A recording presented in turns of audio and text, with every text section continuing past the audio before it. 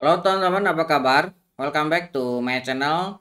Di video kali ini kita akan melanjutkan tutorial React JS-nya ya.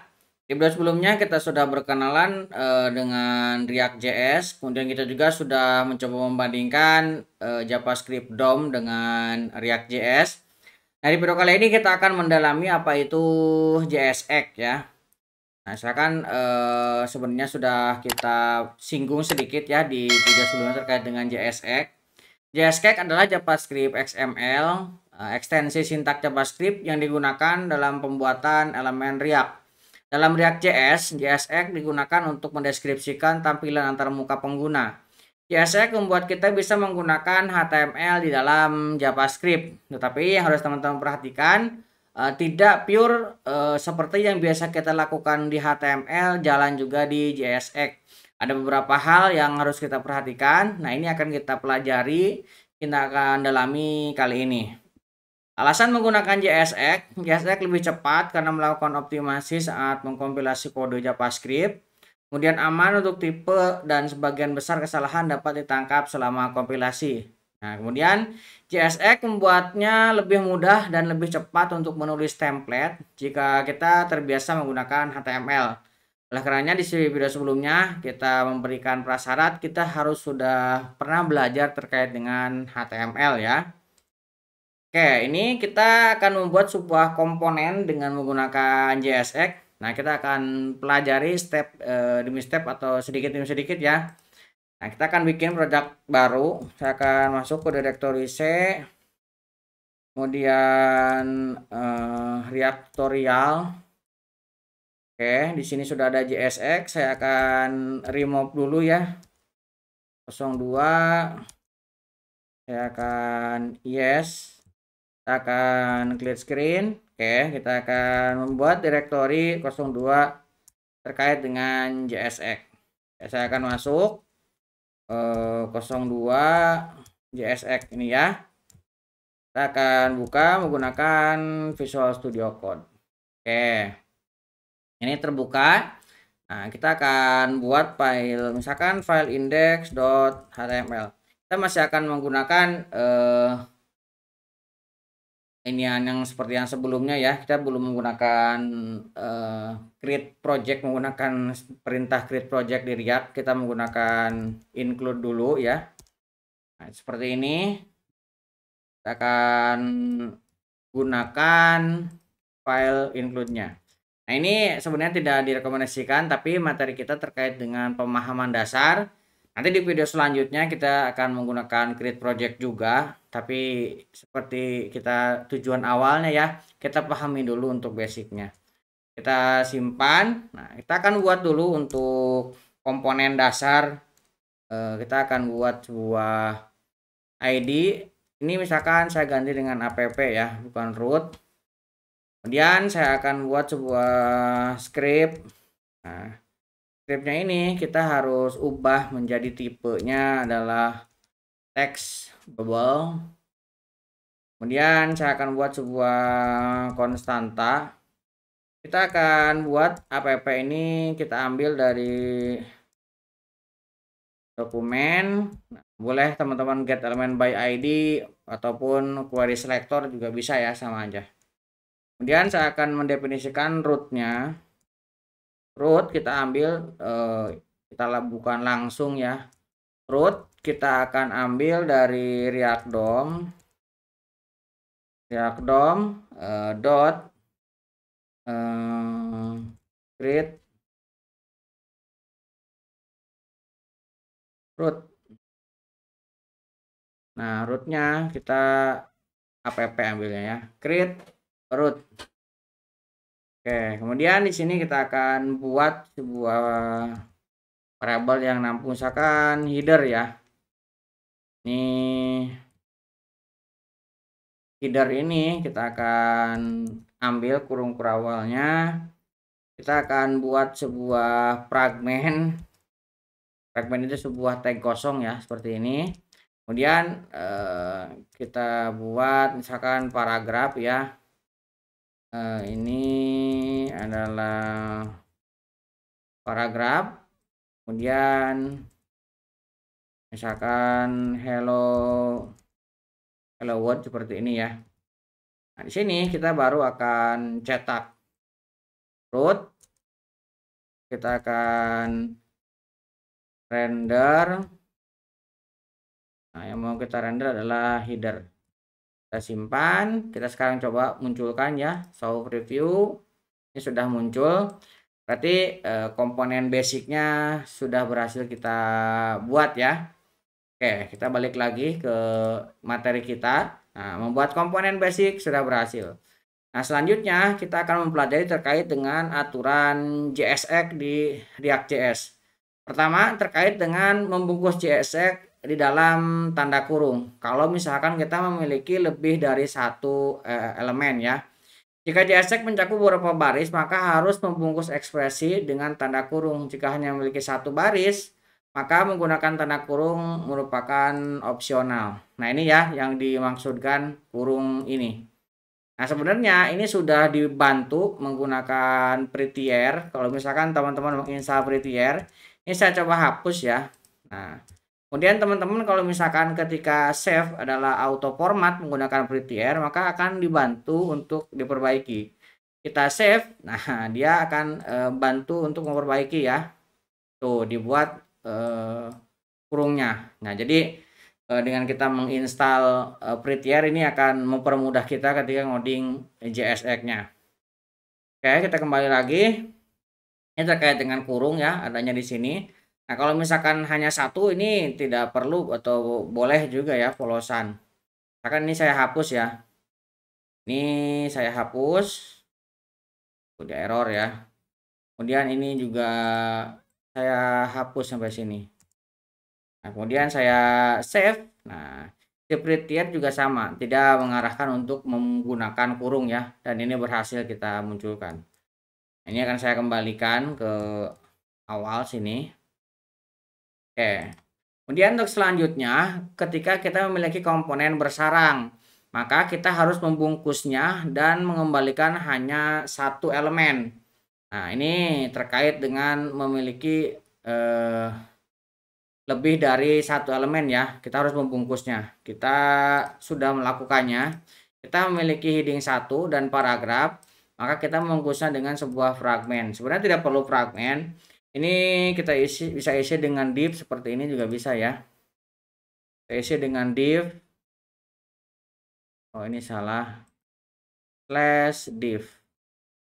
Nah, seperti ini juga bisa. Ini sama akan muncul juga ya. Tuh untuk pembungkus, nah seperti ini. Kemudian perbedaan elemen dan atribut. Kalau misalkan kita menggunakan HTML untuk mendefinisikan kelas yang bisa kita panggil di styling CSS, kita tinggal menuliskan kelas di dalam tagnya, kemudian kita definisikan nama kelasnya. Nah, tapi di JSX tidak bisa seperti itu, karena kelas merupakan kata khusus yang digunakan di JSX. Jadi kita harus menggunakan namanya class name seperti yang saya kasih tanda ya. Nah, kita akan coba gunakan class name di sini ya. Oke. Misalkan kita akan buat sebuah styling dulu ya. Saya akan buat di sini sebuah style. Kita akan buat sebuah container misalkan seperti ini ya. Display ini merupakan CSS yang biasa. Misalkan kita gunakan flex ya.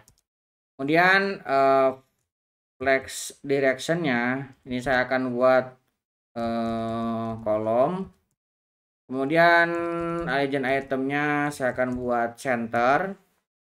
Kemudian saya akan menambahkan di sini colornya red, kalau enggak biar lebih kelihatan ya. Nah, seperti ini. Nah, untuk menambahkan ke dalam komponen, nah kita bisa tambahkan di sini dengan yang namanya class name. Nah, kelas kalau di CSS di HTML kita tinggal menambahkan kelas sama dengan nama kelasnya ya. Kita harus menambahkan class name dengan camel case ya. Nah, seperti ini. Lihat, dia baru bereaksi. Tapi kalau misalkan kita hanya kelas, dia tidak membaca dan akan error. Oke, ini terkait dengan penamaan ya dengan class name ini. Jadi class name ini pengganti kelas yang di HTML. Kemudian terkait dengan cek, kan kalau misalkan sebuah input cek, kalau misalkan statusnya itu sudah terpilih, kalau di HTML kita menggunakan checkit ya. Nah, kalau di JSX kita harus menambahkan default check. Jadi itu bedanya. Nah, misalkan kita akan coba tambahkan ya di sini. Kan ini sebuah paragraf, kita akan buat tambahkan sebuah form. Oh, kita akan tambahkan mungkin di sini saya akan tambahkan sebuah fragmen. Kemudian kita tambahkan tutup fragmennya. Saya akan tambahkan sebuah form. Saya akan buat form actionnya misalkan belum ada. Nah, di dalam form saya akan menambahkan sebuah input checkbox. Nah, ini ya checkbox. Nah, misalkan NIM-nya apa ya? Main misalkan ya. Kemudian ini yang juga main, ini harus kita tutup supaya tidak error. Oke, ini ya, kita sudah memiliki sebuah checkbox nih. Nah, supaya statusnya ini menjadi terpilih, kalau di HTML kita check it ya. Nah, seperti ini. Tapi kalau di JSX kita tidak menggunakan ini, tapi menggunakan default check it. Nah, ini ya, kita harus menambahkan default depannya, dan ini camel case ya, teman-teman. Perhatikan di depannya ini huruf kecil, dan ketika dua kata digabung kita menambahkan huruf besar di awalannya. Ini sudah terpilih defaultnya. Ini untuk check in. Ini saya simpan. Oke, ini ya perbandingan antara check it di HTML dengan di JSX. Kemudian ini ada for. For ini untuk label. Nah, biasanya kan kita ketika menambahkan ini misalkan sebuah label, ini di JSX itu menggunakan HTML4 seperti ini. Tapi kalau misalkan di HTML ini kan seperti ini aja, for. Nah, kalau di JSX kita menggunakan HTML4 seperti ini. Oke, dia muncul. Nah, ini sebagai label ya. Nah, yang ini. Nah, kemudian untuk selected atau sebuah komponen select yang terpilih. Nah, ini kalau misalkan di HTML kita tinggal tambahkan di optionnya selected misalkan. Tapi kalau di JSX kita menambahkannya di selectnya, kemudian kita tambahkan value yang terpilihnya ya. Nah, seperti ini. Ini kita misalkan tambahkan di sini kita akan tambahkan sebuah BR juga harus ada tutupnya ya. Nah, seperti ini, lihat. Kalau misalkan tidak ditutup, ini error. Ini juga di JSX wajib ya. Misalkan saya akan membuat sebuah select, NIM-nya misalkan coba, ID-nya juga coba. Kemudian di dalamnya saya akan menambahkan option. Nah, misalkan optionnya kita kasih HTML. Kemudian di sini HTML. Saya akan duplicate. Misalkan kita tambahkan ini CSS, ini kita ganti dengan CSS. Kemudian ini misalkan saya kasih JS, saya isi dengan JavaScript. Kemudian saya akan isi React. Kemudian di sini kita akan isi React seperti ini ya. Ini kalau misalkan kita pilih ada. Tapi ketika kita ingin ini terseleksi, maka kita harus menambahkan value-nya di sini. Yang mau kita pilih apa? Misalkan saya akan menambahkan React. Nah, seperti ini. Lihat di bagian hasilnya, ini yang terpilih adalah React. Padahal React adalah posisi paling bawah ya. Nah, posisi paling bawah. Tapi dia posisinya selected-nya adalah React. Nah, itu kalau misalkan di JSX. Nah, kalau di HTML kan kita tinggal menambahkan di sini selected-nya. Oke. Nah, kemudian terkait dengan style. Nah, style kalau misalkan kita ingin langsung ya melakukan penulisan style di dalam tagnya. Kalau misalkan di HTML kan tinggal langsung aja style. Nah, kalau di JSX kita tidak bisa langsung menuliskan. Karena sebuah string untuk dibuka atau dibaca harus menggunakan kurung kurawal. Seperti ini. Nah, misalkan saya akan menambahkan sebuah style di dalam div-nya ya. Ini div-nya tadi udah ya. Mungkin kita akan buat sebuah file baru supaya nanti ada history ya. Saya akan menambahkan di sini index2.html. Kemudian saya akan buat lagi HTML-nya. Saya akan copy dari yang sebelumnya ya. Nah, kita akan ambil dari sini. Kita tambahkan ke sini. Oke. Kemudian saya akan copy juga untuk yang basic ininya ya. Oke, sampai sini. Ambil. Kemudian untuk rendernya juga kita akan ambil ya. Oke, kita tambahkan ke sini. Ini kita akan buatkan lagi. Kita buatkan misalkan header sama dengan kita buatkan kurung kurawal. Tadi kita buatkan sebuah fragmen. Kita tambahkan kembali ke yang tadi ya. Kita akan buat sebuah heading 1 hello world, kemudian paragraf. Ini adalah paragraf seperti ini. Kita akan coba munculkan dulu show preview. Ini sudah muncul ya. Nah, di sini kita akan ganti ini dengan div. Kemudian kita akan menggunakan tutup div supaya nanti kita stylingnya lebih mudah ya. Oke, sidebarnya kita tutup lagi. Nah, saat ini kita akan melakukan style. Nah, untuk melakukan style kita bisa menggunakan variabel. Kemudian variabel ini kita cetak ke dalam tag JSX-nya. Misalkan saya akan membuat sebuah konstanta untuk tip style. Tip style, misalkan seperti ini ya. Nah, kita akan isi nah, untuk penulisan ini penulisan CSS untuk di JavaScript ya. Ini camel case penulisannya. Misalkan saya buat colornya red. Nah, kemudian ini bukan titik koma ya. Kalau di CSS kan titik koma. Kalau ini pisahkan dengan tanda koma. Nah, kemudian font size-nya misalkan seperti ini. Kalau misalkan dia dua kata, lihat font size. Font ini camel case ya. Kemudian saya akan background color. Nah, kita akan isi misalkan gray seperti ini ya. Ini bukan titik koma tapi dengan koma. Kita save. Nah, kemudian kita akan masukkan ke stylenya di sini, style. Nah, kita sama dengan kita menggunakan kurung kurawal untuk mencetaknya. Kita ambil ke sini div stylenya, kita panggil. Kita save, lihat ini sudah berwarna ya.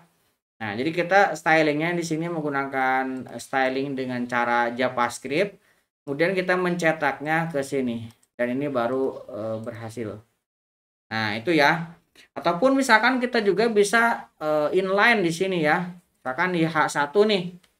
Saya akan menambahkan style. Nah, ini kita menggunakan dua kurung kurawal. Nah, seperti ini ya.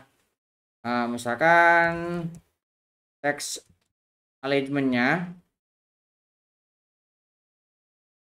Nah, kita akan buat dia center. Nah, lihat dia ke tengah ya.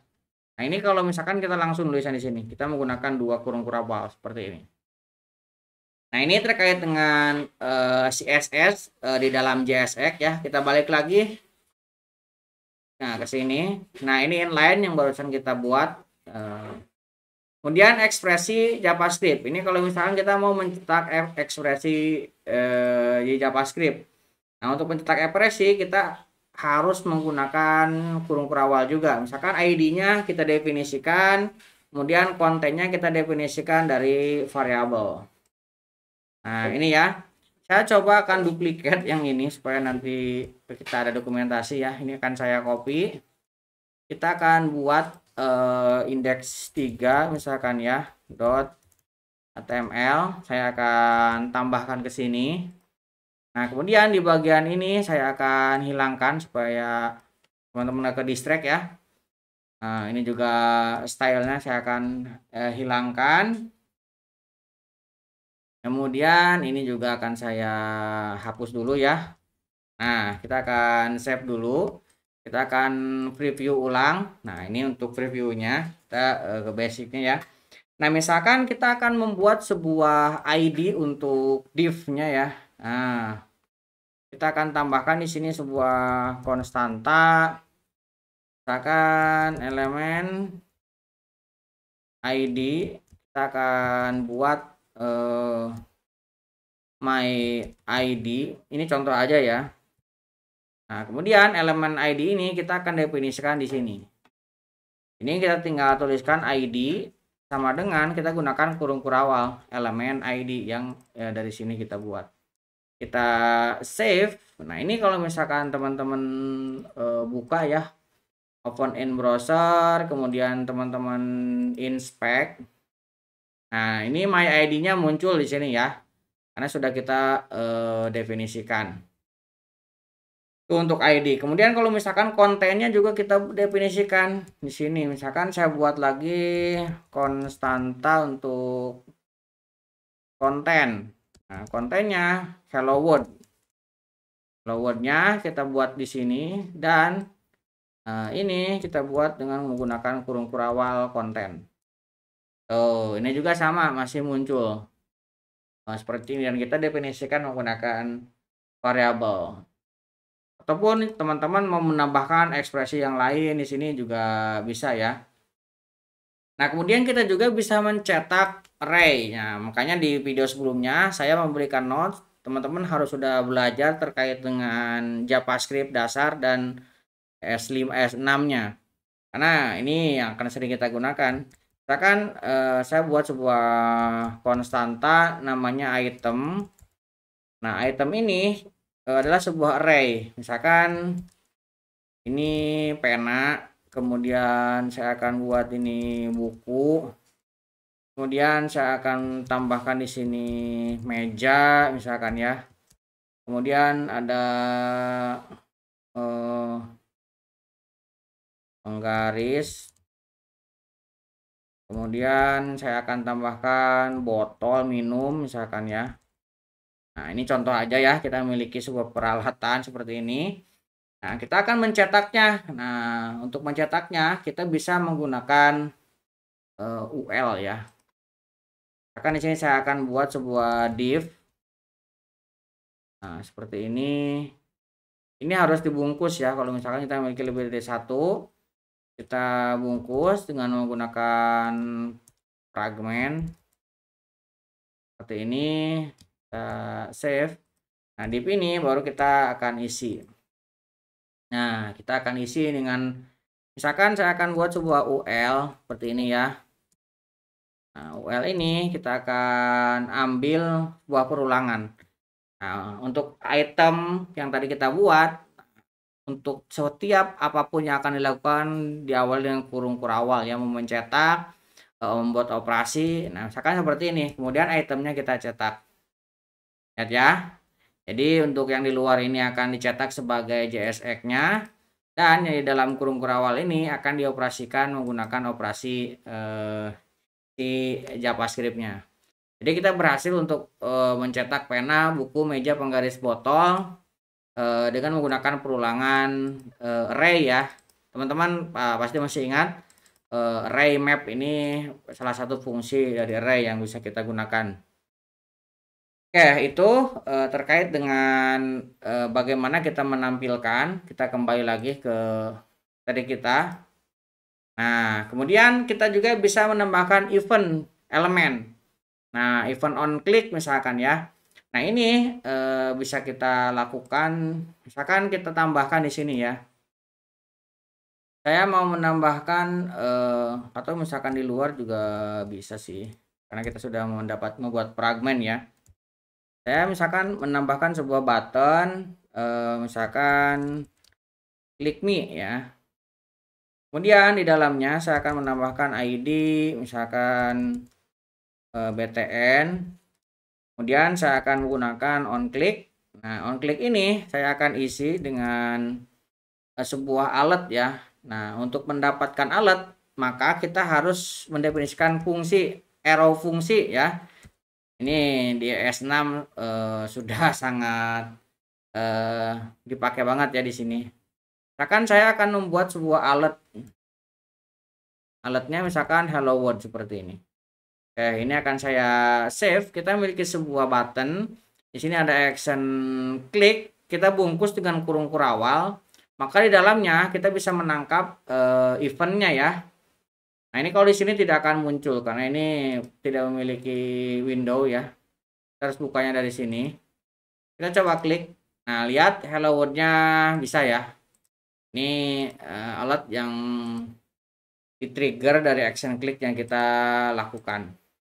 Oke, itu terkait dengan alat. Kita balik lagi. Ini event ya. Nah, kemudian kita juga bisa memetakan data untuk membuat elemen. Nah, tadi kita sudah membuat elemen yang hanya satu. Nah, bagaimana kalau misalkan bentuknya seperti ini? Bentuknya adalah data. Ini juga bisa kita petakan ya. Nah, misalkan kita akan buat lagi sebuah yang baru ya.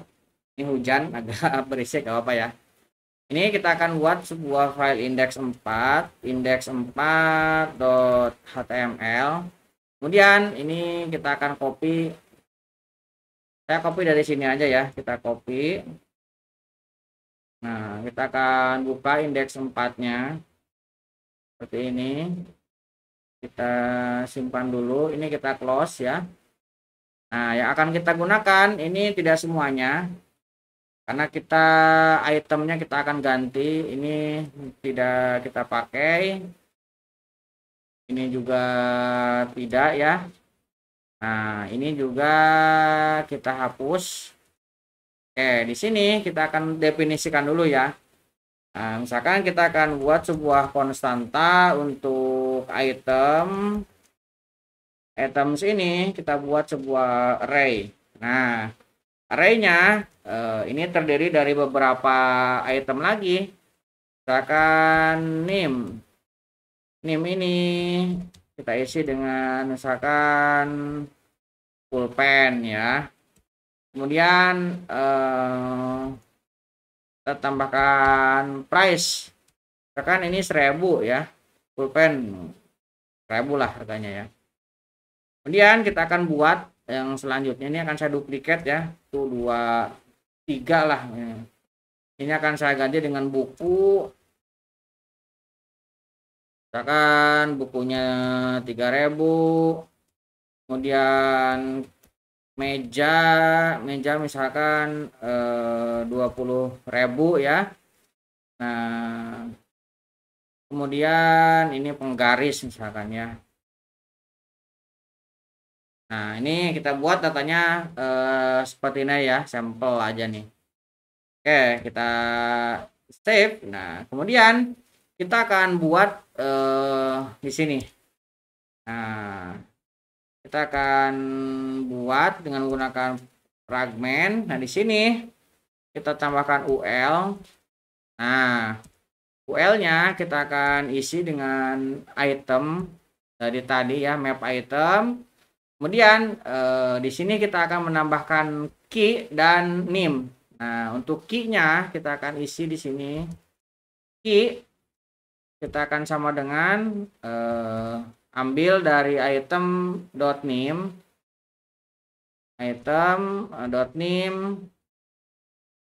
kemudian untuk yang isinya kita akan tambahkan bukan hanya name ya.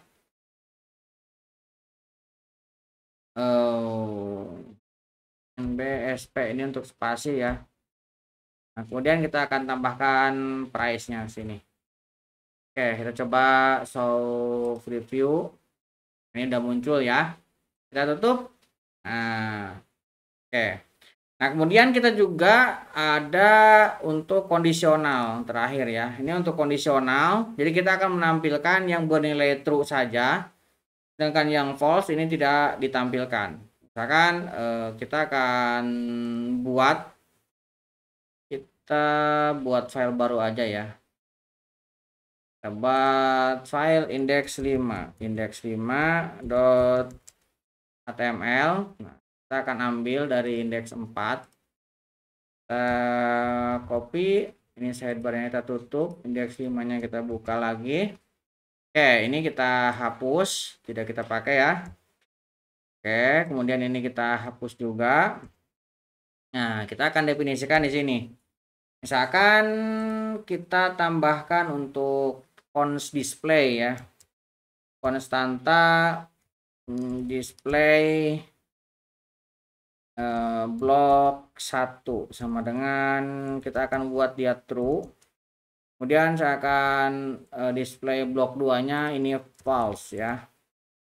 False seperti ini. Nah, di dalamnya kita akan buat sebuah div seperti ini.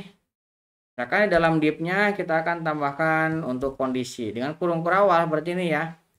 Display blok 1 ini masih menggunakan yang lama, kita previewnya yang baru ya. Ini header satunya muncul ya. Nah, kita akan munculkan untuk kondisi yang 2. Karena yang 2 bernilai false, maka dia tidak muncul.